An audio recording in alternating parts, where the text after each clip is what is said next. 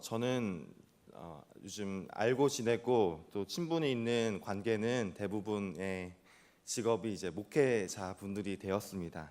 이제 신학교를 또 졸업하고 그 이후에 사역을 하면서 이전에 만났던 친구들과는 자연스럽게 의도치 않게 좀 교류를 왕래를 잘 하지 못하게 되고 만남도 줄어들게 되었습니다.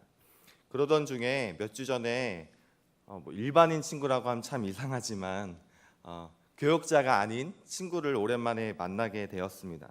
친구와 오랜만에 만나서 이런저런 담화를 나누고 반가운 이야기를 나누면서 이제 저의 굳이 말하면 직업이라고 해야 되나요? 저의 교역자로서의 삶을 참 궁금해했습니다. 친구도 어렸을 때부터 저와 함께 모교회를 섬기며 신앙생활을 지금도 잘하고 있는 집사이지만 교역자로서의 삶이 어떤지 참 궁금해하기도 하고 또 한편으로는 많이 힘들지 않나 걱정 어린 마음으로 저에게 여러 질문을 했습니다. 그 중에 하나 친구가 저의 삶 중에 제일 궁금해하는 것이 바로 새벽 기도에 나가는 겁니다. 새벽 기도를 어떻게 매일 나가라고 저에게 정말 의아해하고 정말 이해할 수 없다며 묻는 겁니다. 그리고 그냥 새벽 기도에 성도들처럼 예배에 출석하고 기도하러 나가는 것이 아니라 교역자로서 때로는 지금처럼 강단에 올라 설교도 하고 또 그냥 교역자 입장에서 자리에 앉는 것이 아니라 또 여러 가지 또 교회를 돌보는 입장에 있다는 것 자체가 참 부담이 되고 어렵겠다라고 저에게 이야기를 합니다. 저는 어느 순간 이제 새벽 기도에 나오고 또 이 자리에 서는 것이 정말 자연스러운 일이 되었지만 저에게 가장 친한 친구 입장에서는 또 성도 입장에서는 그게 어쩌면 힘든 모습이겠구나라는 것을 다시금 새삼 느끼게 되었습니다. 오늘도 이 새벽 이 자리에 앉으신 여러분들 어쩌면 또 매일매일 잘 나오신 분들도 있을 테고 또 어떤 분은 오늘 이 시간 오랜만에 나오신 분도 아마 있을 것입니다. 하지만 새벽 기도에 나온다는 것이 사실 쉬운 일은 아닌 것입니다. 오늘 이 새벽 나오신 여러분들은 왜 이 새벽 기도에 나오셨나요? 밤잠이 없어서 나오셨나요? 네, 그렇지 않으시죠? 혹은 하나님의 은혜에 대한 감격과 감사가 넘쳐서 그 감사를 고백하기 위해서 나오셨나요? 물론 그런 분도 있으시겠지만 아마 대부분은 하나님께 올려드릴 간절한 기도의 제목이 있기 때문에 이 새벽에 나오신 줄 믿습니다. 그리고 우리가 새벽 제단을 쌓으며 하나님께 드리는 기도의 제목은 우리의 힘으로는 어찌할 수 없는 지금 우리의 가정이, 우리의 자녀가, 우리의 직장과 우리의 삶에 처한 현실이 정말 하나님의 은혜가 없으면 안 된다는 그 삶의 자리, 그 막막하고 높아만 보이는 현실에 대한 기도 제목일 것입니다. 오늘 우리가 품고 있는 마음의 그 모든 기도의 제목과 소망의 제목 가운데 하나님의 흡족한 은혜와 채우심의 은혜가 있기를 진심으로 바랍니다. 오늘 본문의 예레미야도 마찬가지였습니다. 예레미야 애가는 말 그대로 선지자 예레미야의 애가 눈물의 고백이 담긴 말씀입니다. 그래서 예레미야 1장 1절은 이렇게 시작합니다. 슬프다 이 성이여, 전에는 사람들이 많더니 이제는 어찌 그리 적막하게 앉았는고. 슬프도다 이 성이여 라고 성경이 시작된 책이 바로 오늘 예레미야 예가의 본문입니다. 하나님께 택함 받은 이스라엘 백성은 하나님의 사랑의 언약에 따라 주님의 말씀을 청종하는 하나님의 백성된 삶을 살지 않고 어느샌가 하나님의 주권이 아닌 이방 민족의 힘을 의지하고 동맹을 맺으며 살아갔습니다. 하나님을 섬기는 것이 아닌 우상을 섬기며 살아가고 하나님의 말씀을 살아가는 것이 아닌 우상의 그런 자신의 생각대로 살아가며 자신의 삶을 안위를 지키려 하였습니다. 그리하여 하나님께 택함받은 이스라엘 백성들은 그들 스스로 더 이상 하나님의 말씀이 없는, 하나님의 은혜가 임재가 거할 수 없는 폐허로 자신들의 삶을 만들어 갔습니다. 하나님께서는 이미 약속의 말씀을 주신 대로 하나님의 말씀을 저버린 이스라엘을 바벨론을 통해 멸망하게 하셨습니다. 그리고 그 멸망은 하나님의 심판과 함께 더 큰 하나님의 사랑이 담긴 멸망이었습니다. 그래서 예레미야는 지금 무엇을 보고 있습니까? 영광스러운 성전의 모습이 아닌 폐허가 된, 멸망된 예루살렘 성전의 모습을 바라보게 되었습니다. 하나님의 임재와 은혜가 사라지고 온갖 기근과 질병과 아픔으로 얼룩진 백성들의 모습을 바라보며 예레미야는 탄식하고 애통할 수밖에 없었습니다. 아이들이 어머니 품에서 죽어가고 먹을 것 마실 것이 없어 찾다가 사람들이 성전에서 쓰러져가는 모습을 바라보게 됩니다. 그리고 배고픔을 견디지 못해 자식을 잡아먹는 어머니의 모습, 성전에서 제사장과 예언자가 맞아 죽는 모습, 그러한 처절한 현실의 암흑한 모습을 보게 됩니다. 예레미야가 바라본 그 현실의 모습은 참으로 참담하였습니다. 앞이 보이지 않았습니다. 그 어디에서도 소망을 찾아볼 수 없는 절대 절망의 모습이었습니다. 그래서 오늘 본문 함께 읽은 18절에서는 이렇게 고백합니다. 스스로 이르기를 나의 힘과 여호와께 대한 내 소망이 끊어졌도다 하는지라. 선지자라면 하나님의 말씀, 하나님의 약속의 언약의 말씀을 전하고 싶을 터인데 그의 고백은 여호와께 대한 내 소망이 끊어졌도다라고 그는 절망하고 있습니다.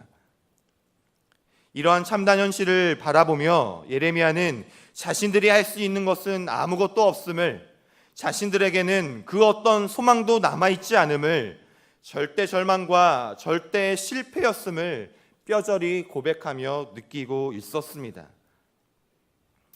이런 예레미야의 고백에 그 이후의 본문에서 반전이 일어납니다. 참담한 현실을 바라보며 대적과 싸울 이길 힘은커녕 지금 겪고 있는 고난과 아픔을 견뎌낼 힘과 여력조차 없다며 탄식하며 내 소망이 끊어졌습니다 라고 고백한 예레미야는 이어서 이렇게 고백합니다.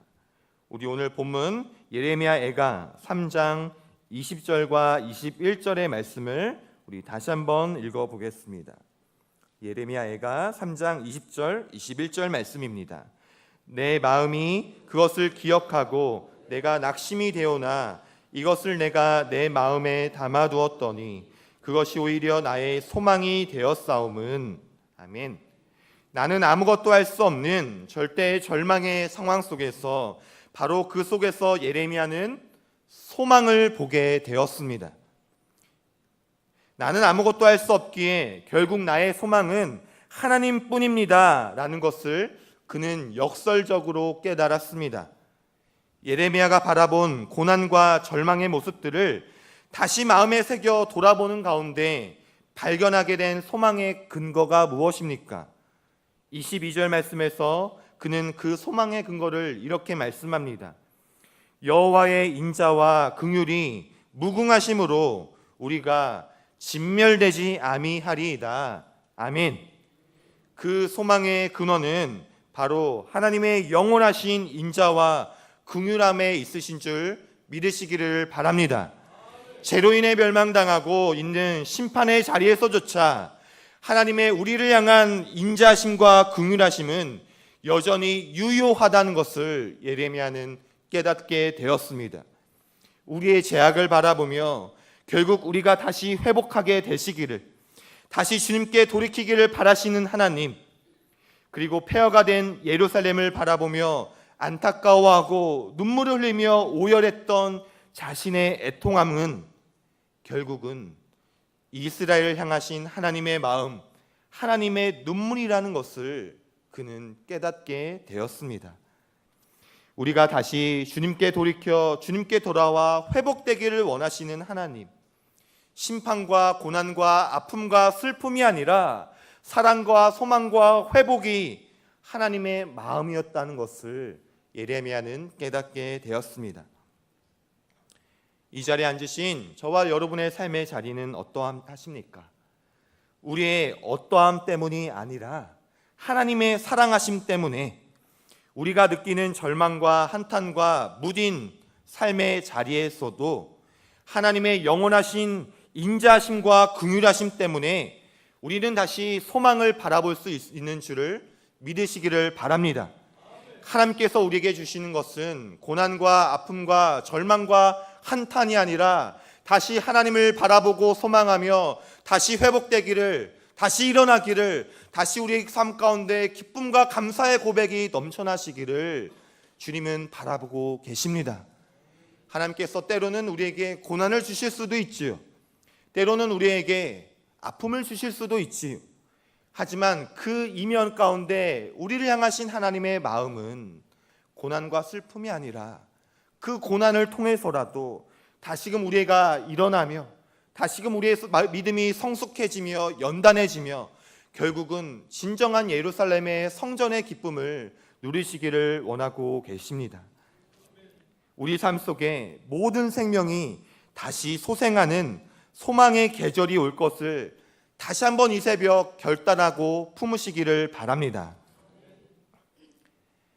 네, 요즘은 전 세계인의 축구 축제라고 할 수 있는 월드컵이 진행되고 있습니다. 다들 아시겠지만 월드컵은 지금 아마 조금 전에도 16강전이 열렸던 것 같은데요. 월드컵은 계속 진행 중에 있지만 한국의 월드컵은 지난주에 끝이 났습니다. 다들 알다시피 한국은 이번 월드컵에 출전한 본선국 32개국의 나라 중에 최약체라고 손꼽혔습니다. 그래서 월드컵이 나가기도 전에부터 온 국민들은 역대 최악의 축구 대표팀이다, 본선 예선 경기 3전 전패를 하게 될 것이다 라고 한국민들조차 전혀 기대를 하지 않았습니다. 또한 외신들도 마찬가지였습니다. 한국은 정말 편안한 1승 재물감이다 라며 한국의 성적을 기대하는 사람은 아무도 없습니다. 그리고 그 기대가 현실이 되어서 한국은 예선 1차전, 2차전에서 큰 힘을 떨치지 못하고 2연패를 하게 되었습니다.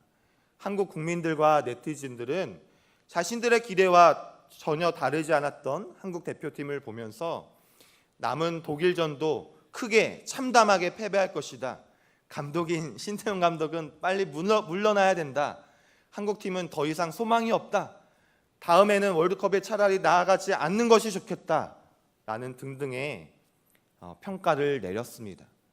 그리고 마지막 남은 독일전의 경기는 여러분도 아시다시피 현대판 2018년판 다윗과 골리앗의 전투처럼 독일은 FIFA 랭킹 1위의 국가이고 한국은 FIFA 랭킹 60위권의 말도 안 되는 경기를 앞두고 있었습니다. 아무도 기대하지 않고 아무도 소망을 품지 않는 이 경기를 앞두고 한 선수의 가족과의 대화가 담긴 카톡이 공개가 되었습니다. 이번 한국 대표팀에서 가장 주목을 끈 선수는 누가 뭐라도 손흥민이라는 선수입니다. 손흥민 선수는 월드컵이 이르기 전부터 전 세계인이 아는 월드 클래스급 선수였습니다. 하지만 이번 월드컵을 통해 새로 주목을 받게 된 선수가 바로 골키퍼 조현우라는 선수였습니다. 조현우 선수는 우리 엔트리에 포함된 3명의 골키퍼 중에 국가대표 경력도 제일 없고요, 월드컵 경기에 대한 경험도 전혀 없었습니다. 어쩌면 골키퍼에서도 3번째 순서였던 조현우 선수가 감독의 선택을 받고 이번에 주전으로 활약하게 되었습니다. 독일 월드컵을 앞두고 조현우 선수가 누나와 함께 나눈 카톡의 대화 내용을 제가 기사에서 발견하고 지금 잠시 나눠드리겠습니다. 고마워 누나, 항상 주님 함께 해달라고 기도하면서 경기에 나가. 경기하면서도 주님을 몇 번 외치는지 몰라. 고마워. 온 국민들이 응원해 주고 있으니까 그 힘을 받아 끝까지 최선을 다할게. 그리고 좋은 말 해주는 사람도 있는 반면에 안 좋게 말하는 사람도 있을 거야. 그치? 그 사람들을 위해서 기도하자. 괜찮아. 다 잘 될 거야. 한국 가면 통화하자. 몸 관리하고 고마워. 라는 대화의 내용을 제가 보게 되었습니다. 아무도 소망을 갖지 않은 그 상황 속에서 조현우 선수가 경기를 임하는 그 순간에도 붙잡았던 것은 바로 주님의 함께 하심이었습니다. 그리고 모두가 비난의 촛대를 가지고 있었지만 그 중에서도 자신을 응원하는 소수의 팬들을 바라보게 되었습니다. 그리고 자신을 멸시하고 오히려 힘을 꺾는 국민들을 바라보면서 오히려 그들을 위해 기도하자며 그는 가족과 대화를 나누고 소망을 놓지 않았습니다. 그렇습니다. 우리가 삶에 처한 여러분의 수많은 기도의 제목과 현실 속에서 붙잡아야 되는 것은 무엇입니까? 오늘 본문 3장 24절에 예레미야의 고백처럼 이 고백이 우리의 고백이 되기를 바랍니다. 우리 3장 24절의 말씀을 다시 한번 읽어보겠습니다. 시작. 내 심령에 이르기를 여호와는 나의 기업이시니 그러므로 내가 그를 바라리라 하도다. 아멘. 모든 상황 속에서도 우리의 영원한 기업 대신 주님을 바라리라 라고 결단하는 저와 여러분이 되기를 바랍니다. 신앙인으로서 주님을 바라본다는 것 너무 흔한 표현 같습니다.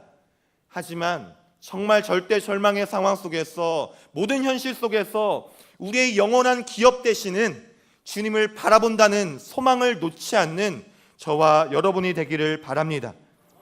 우리의 삶의 모습이 애통일 수 있습니다. 한탄일 수 있습니다. 때로는 막막할 수 있습니다. 수년간 기도했지만 지지부진한 삶의 자리일 수 있습니다. 하지만 본문 23절의 고백처럼 우리의 영원한 기업 되시는 하나님을 향한 소망을 품고 나아갈 때 우리의 소망을 다시 한번 우리의 성전을 재건하시고 회복해 하시는 주님의 역사심을 경험하게 될 줄 믿습니다. 이어서 예레미야는 계속 고백합니다. 25절 26절 말씀에 기다리는 자들에게나 구하는 영혼들에게 여호와는 선하시도다. 사람이 여호와의 구원을 바라고 잠잠히 기다림이 좋도다. 여호와의 선하시고 인자한 인격은 무궁하신데 그분의 자비와 긍휼은 여전히 유효하신데 변함이 없으신데 그 선하심은 어떠한 자들에게 임합니까? 하나님의 선하심을 기다리는 자들에게, 구하는 영혼들에게 여호와의 선하심은 경험하게 됩니다. 기다린다는 것은 막연한 바람이 아닙니다. 기다린다는 것에게는 내가 소망한 것이 반드시 찾아올 것이라는 믿음을 전제로 합니다. 여러분, 하나님의 말씀을 붙잡고 믿음을 소망하며 또한 그 소망으로 주님께 간절히 간구하며 나아가는 저와 여러분이 되기를 바랍니다. 우리가 믿음으로 소망할 때 주님께서 반드시 이루시고 응답하시고 허락하시고 은혜의 성전을 회복해 하실 줄 믿습니다. 왜 그렇습니까? 23절의 말씀에 하나님의 성실하심은 아침마다 새로우시며 그 성실하심은 크시기 때문입니다. 예레미야 시대의 하나님의 성실하심은, 우리를 죄에서 구원하신 예수 그리스도의 성실하심은 단번으로 끝난 것이 아니라 오늘을 살아가는 지금 여기에서도 우리 가운데 함께 하십니다. 하나님의 성실하심이, 인자하심이 여러분의 기도 제목 가운데, 모든 삶의 자리 가운데 크시고 아침마다 새로우십니다. 그 성실하심을 바라보며 다시 한번 소망을 품으며 소망을 바라보시길 바랍니다. 특별히 내일부터 시작되는 우리 창립 14주년 새벽 부흥회에도 하나님이 우리 교회의 소망 되심을, 또한 교회를 이루는 우리 모든 성도의 소망이 됨을 다시 한번 바라보며 결단하는 믿음의 여정이 되기를 바랍니다. 기도하겠습니다. 하나님 감사합니다. 참담한 삶의 현실 속에서도 하나님을 바라보며 소망을 바라본 예레미야를 바라보게 됩니다. 그렇습니다. 우리에게 소망은 다른 어떤 것이 아니라 하나님의 선하심 그 자체인 줄 믿습니다. 우리를 향한 영원하신 인자하심과 긍휼하심을 베푸시는 주님을 다시 한번 바라보며 믿음으로 결단하며 소망케 하는 우리 모두가 되게 인도하여 주옵소서. 예수 그리스도의 이름으로 기도드립니다. 아멘.